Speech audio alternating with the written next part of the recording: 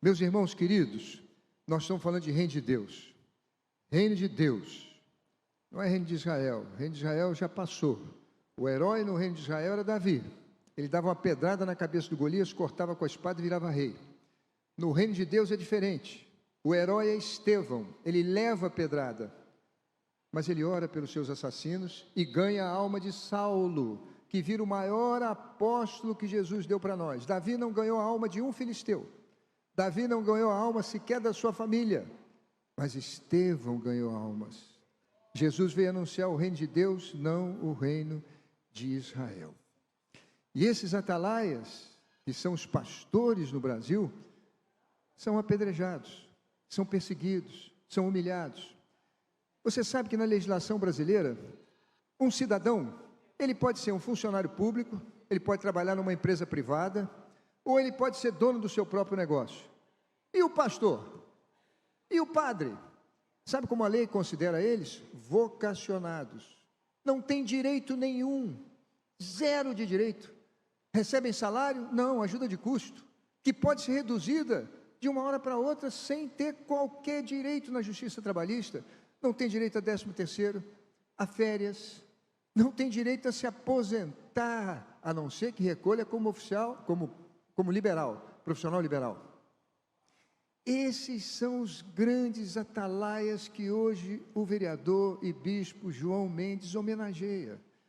É um povo extraordinário, que passa na sociedade despercebido, e muitas vezes perseguidos, chamados de ladrões, quando estão dando a vida em favor do nosso país. O trabalho que eles fazem nas 170, nós somos 170 mil igrejas no Brasil. Os padres são assim também, mas os padres têm vitaliciedade, coisa que o pastor não tem. O padre, quando envelhece, vai para a casa do padre, e as freiras tratam como se fosse pai delas, dão banho, faz a barba. O pastor não tem isso. O padre, quando fica doente, tem um hospital católico. O padre não tem, o pastor não tem. O padre, se quiser estudar, vai para a Universidade Católica. O pastor não tem. De tal maneira que o sacrifício do pastor é algo que esse Brasil ainda precisa entender. Igrejas evangélicas das 170 mil são quase 150. 150 mil. Cada uma com 1 ou 2 pastores, são 300 mil homens e mulheres que fazem um trabalho cuja riqueza é incalculável. Eu queria então pedir a vocês, meus queridos irmãos, quem presto minhas homenagens, sabendo que pela alma do povo ninguém faz mais do que nossos pastores e pastoras, que levem a eles uma notícia. Quando eu trabalhava no Senado Federal em 2015, apresentei uma proposta de emenda à Constituição que demorou 7 anos para ser aprovada. A Constituição é a Eva, é a mãe de todas as leis. Nossos tataravós, há 200 anos atrás, se reuniram nessa cidade, Dom Pedro I, e escreveram a primeira Constituição brasileira. Tem 200 anos que isso ocorreu. A emenda 116 fala da imunidade dos templos religiosos próprios ou alugados.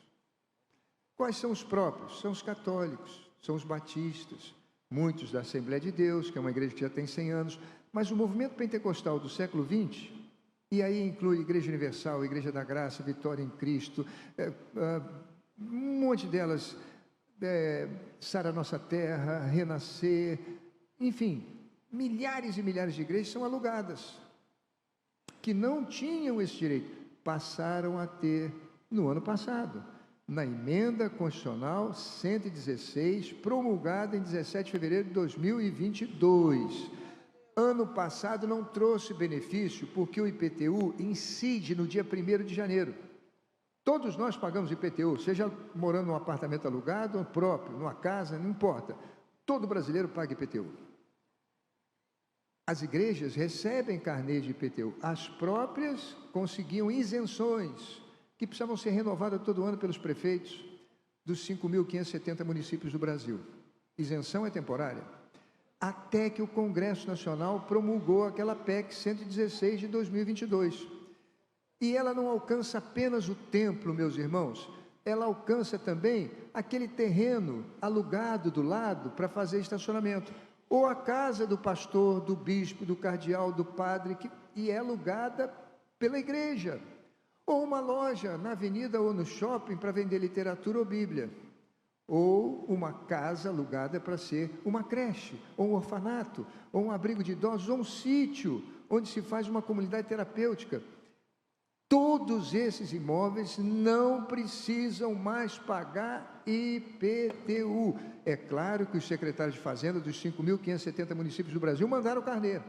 E se vocês conhecem, no Rio ou fora do Rio, na Baixada, no Sul Fluminense, no Norte Fluminense, no Centro-Oeste, aonde for, por favor, avise esses meus irmãos.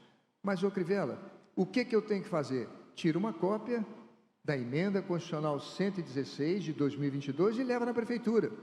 E diz, é indevida a cobrança. Se tiver alguma dificuldade, vai ao Ministério Público. O Ministério Público está em todas as cidades do Brasil. O promotor ou a promotora são os fiscais da lei. Eles vão notificar a Prefeitura e se houver algum problema para devolver o dinheiro que foi pago esse ano, eles têm acesso ao juiz e vão conseguir um mandato judicial e isso vai acabar. Quantas igrejas nós temos no Brasil alugadas? Em torno de 130 mil. Quanto é o IPTU mínimo de uma igreja com 100, 200 pessoas? R$1.000 por mês. Talvez 10 mil, 12 mil por ano. Se essas 130 mil igrejas souberem disso, nós teremos economizado 1 bilhão e 300 milhões que vão ser gastos em quê? Na evangelização, comprando cesta básica, cuidando de presídios, como faz a Igreja Universal, o ano inteiro, ou creches, ou melhorando a escola dominical para atrair mais crianças. O que está faltando?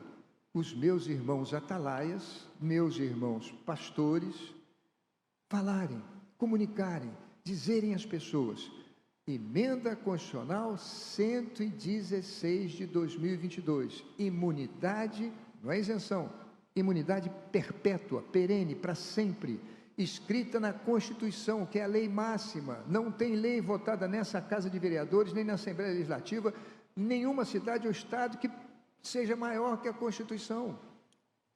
E foi lá que ficou escrito que templo religioso e todas as coisas que participam da sua atividade, o estacionamento, a creche, o asilo, etc., a casa do pastor, desde que seja o aluguel pago pela igreja, estão imunes do IPTU. Eu agradeço ao bispo João Mendes, que me deu a oportunidade de vir comunicar isso a vocês.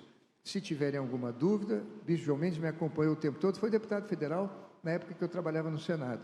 Acompanhou essa luta, foram 7 anos para tentar aprovar isso e foi promulgada. Emenda constitucional nem vai no presidente da República, nem no Supremo, ela é promulgada no Congresso, o presidente não veta nem sanciona, é lei máxima, é máxima, e agora nós precisamos tomar posse disso.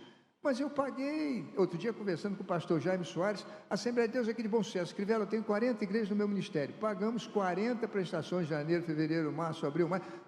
Pede ao Ministério Público, se não conseguir na Prefeitura sensibilizar as autoridades, e recebe esse dinheiro de volta. Nós estamos precisando nas igrejas, nossas igrejas têm que reformar, às vezes, cuidar do telhado, do forro, fazer um letreiro, fazer um programa de rádio, ou de repente fazer programas na internet, melhorar os equipamentos, trocar a iluminação, não sei. Mas esses recursos precisam ir para o reino de Deus.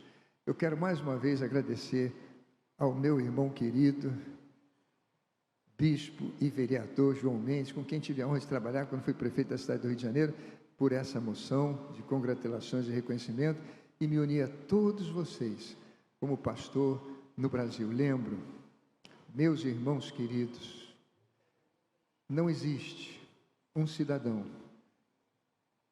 diante da lei que faça um esforço tão grande, que viva pela palavra e pelo povo, e que não tenha o menor benefício da lei trabalhista, previdenciária, como os demais cidadãos. São esses heróis do Brasil, são esses atalaias que hoje o meu querido irmão vereador João Mendes presta homenagem nessa Casa do Povo. Muito obrigado.